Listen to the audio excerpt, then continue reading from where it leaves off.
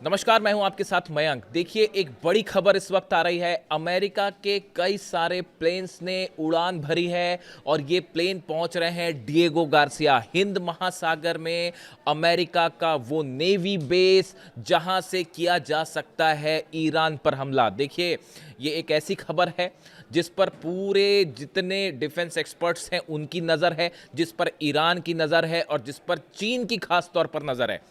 देखिए, ऐसी खबरें आ रही हैं कि अमेरिकन प्लेन्स जिसमें C-17 एक ग्लोबमास्टर 3 जो है वो शामिल है, उनके नंबर्स भी सामने आए हैं कि करीब 10 प्लेन ऐसे हैं जिन्होंने उड़ान भरी है और इसमें से 6 या 7 प्लेन डिएगो गार्सिया की तरफ गए हैं।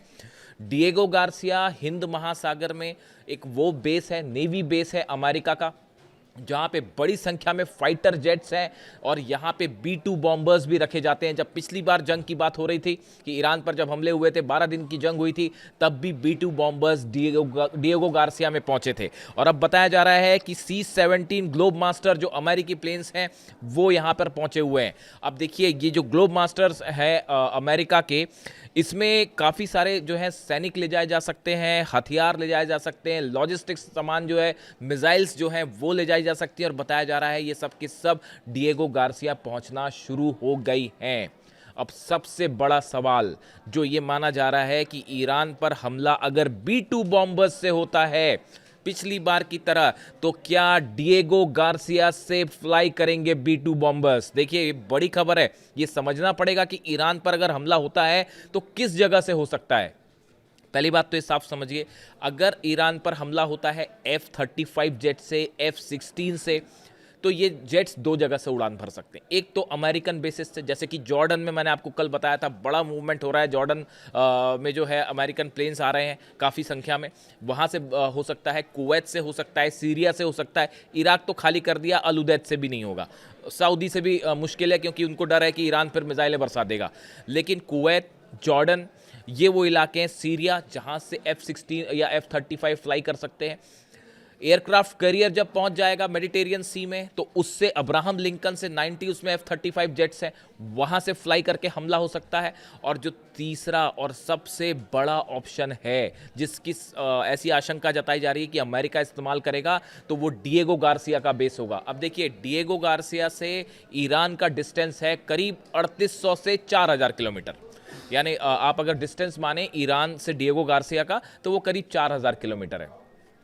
जो B-2 बॉम्बर्स हैं ये फ्लाई करते हैं करीब 1000 किलोमीटर प्रति घंटा की रफ्तार से। यानी अगर डिएगो गार्सिया से B-2 बॉम्बर्स फ्लाई करते हैं तो उन्हें ईरान जाने में करीब 2.5 से 3 घंटा लगेगा, करीब 2.5 से 3 घंटा लगेगा। अब ये वो टाइम है जिसके बीच में ईरान को अपनी रक्षा का इंतज़ाम करना पड़ेगा। अब देखिए, ये कहा जा रहा है, ऐसी जानकारियां मिल रही हैं, ईरान और चीन ने मिलकर बड़ी तैयारी कर ली है डिएगो गार्सिया को उड़ाने की, अमेरिका के इस नेवी बेस को उड़ाने की। ये आपने जो मिसाइल टेस्ट देखा, ICBM का टेस्ट हुआ आनन फानन में, फटाफट जो टेस्ट हुआ, इसकी किसी को उम्मीद नहीं थी कि ईरान इतनी जल्दी जो है वो ICBM का टेस्ट फिर से कर डालेगा, और वो भी इस अंदाज में कि वो जो है कजाकिस्तान क्रॉस किया, रशिया क्रॉस किया और साइबेरिया में बिल्कुल पिन पॉइंट ठिकाने पर गिरी है वो ICBM। और 7000 किलोमीटर का डिस्टेंस तय किया है, करीब 6 से 7। कितना डिस्टेंस तय किया है? 6 से 7000 किलोमीटर का। ईरान से डिएगो गार्सिया का डिस्टेंस कितना है? 4000 किलोमीटर। समझे बात आप? 7000 किलोमीटर ICBM गई है, जा सकती 10,000 किलोमीटर है, यानी जा तो अमेरिका तक सकती है। अगर तेहरान से छोड़ दिया ICBM तो चली तो अमेरिका तक चली जाएगी वो। लेकिन इस बार जो टेस्ट हुआ वो 7000 किलोमीटर का हुआ। डिएगो गार्सिया और ईरान की दूरी कितनी है? 4000 किलोमीटर है। अब ये सबकी नज़रें इस बात पर टिकी हुई है कि क्या B-2 बॉम्बर्स पहुंचते हैं डिएगो गार्सिया। देखिए, अगर B-2 बॉम्बर्स डिएगो गार्सिया पहुंचे तो आप मान लीजिए ये बात कंफर्म हो जाएगी कि अमेरिका ईरान पर हमला करेगा। ये इस बात को जितने बड़े एक्सपर्ट्स हैं, मैं जिनके टच में हूं, जो सुरक्षा विशेषज्ञ हैं, जो एयर स्पेस के जानकार हैं, एयरफोर्स के जानकार हैं, जो वॉर एक्सपर्ट्स हैं जिनसे मैं संपर्क में हूं, सबका ये कहना है, अधिकांश लोगों का ये कहना है कि अगर अमेरिका ने अपने B2 bombers Diego Garcia base पर भेजे, आप ये मान लीजिएगा कि उसके फौरन बाद अटैक हो जाएगा। देखिए अभी तक नहीं आए हैं, अभी तक नहीं पहुंचे हैं, अभी सिर्फ सामान पहुंच रहा है, मिसाइल्स पहुंच रही हैं, बम्स पहुंच रहे हैं डिएगो गार्सिया में, जो शायद ईरान पर हमले के लिए इस्तेमाल हों। ये बात ईरान भी समझ रहा अच्छे से। ये जो मिसाइल टेस्ट हुआ, ये क्यों हुआ इतनी तेजी से? ये अमेरिका पर तो हमला हो ही सकता है, वो 10,000 किलोमीटर है बात, लेकिन उससे ज़्यादा अहम इंपॉर्टेंट चीज़ है खुद को सेव करने के लिए डिएगो गार्सिया बेस। देखिए यहाँ पे जो है ये वेस्ट वर्जीनिया, इनकी यूएसएस जो परमाणु पनडुब्बी है अमेरिका की, वो भी है यहाँ पे। बड़ी संख्या में डिएगो गार्सिया में हथियार हैं अमेरिका के, इसमें कोई शक नहीं है। अब बताया ये जाता है चाइना ने और रशिया ने अपने पूरे सैटेलाइट्स जो हैं वो डिएगो गार्सिया पे भी नज़रें बनाए हुए हैं। यहाँ पे जो भी मूवमेंट हो रही है वो सब खबरें जा रही हैं ईरान तक, चाइना तक, रशिया तक। जरा भी मूवमेंट हो, देखिए डिएगो गार्सिया से असल में चाइना को भी बड़ी चुनौती मिलती है कि वहाँ पे अगर कोई मूवमेंट करता है चाइना, अगर ताइवान पर अटैक करता है, और ऐसी स्थिति में अगर चाइना वर्सेस अमेरिका हो गया तो भी डिएगो गार्सिया का इस्तेमाल करेगा अमेरिका, इसमें कोई शक नहीं है। तो चीन भी जो है उस पर नजरें गड़ाए हुए है डिएगो गार्सिया पे। अब कहा यह जा रहा है, जो आपने थंब मेरा देखा होगा वीडियो का, कि क्या ईरान उड़ा देगा डिएगो गार्सिया, अमेरिका का नेवी बेस। बताया यह जा रहा है जो मिसाइल टेस्ट हुआ ICBM, जिसकी रेंज 7,000 किलोमीटर तक जाके गिरी है, 10,000 गिरी 7,000 टारगेट पे।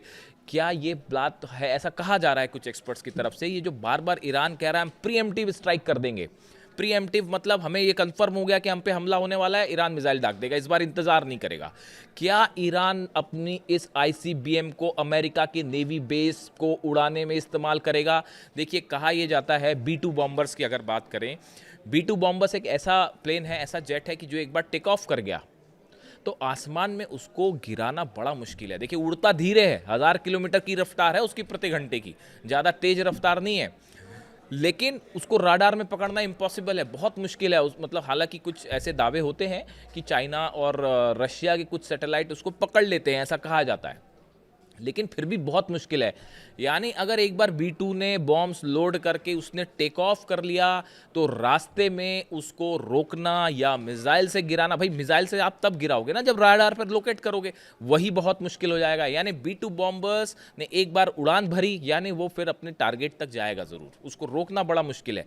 इसलिए ऑप्शन क्या है, इसके पहले कि B2 बॉम्बर्स उड़ान भरे, आप स्ट्राइक कर दीजिए डिएगो गार्सिया पे, और उड़ने के पहले ही उस एयरबेस को तबाह कर दीजिए।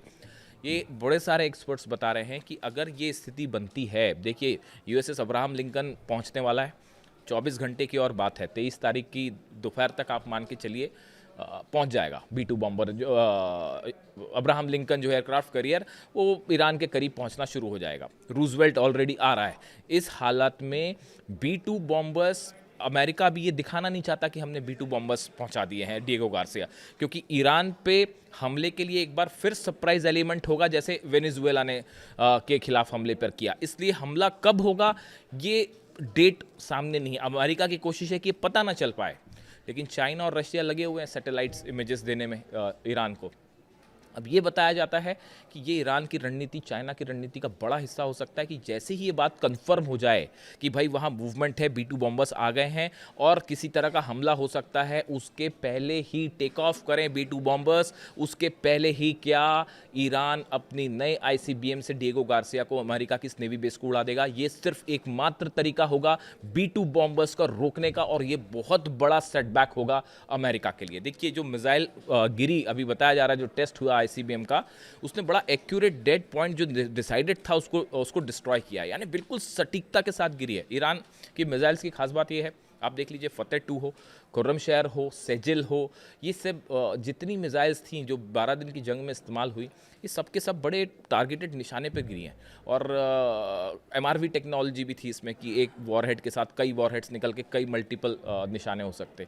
ऐसे में डिएगो गार्सिया पर क्या ईरान का हमला तय माना जा रहा है? देखिए अमेरिका इस समय अपने बेसिस को सिक्योर करने में भी जुटा हुआ है। सब जगह मिसाइल डिफेंस सिस्टम लगाए जा रहे हैं, इजराइल मिसाइल डिफेंस सिस्टम लगाए जा रहे हैं।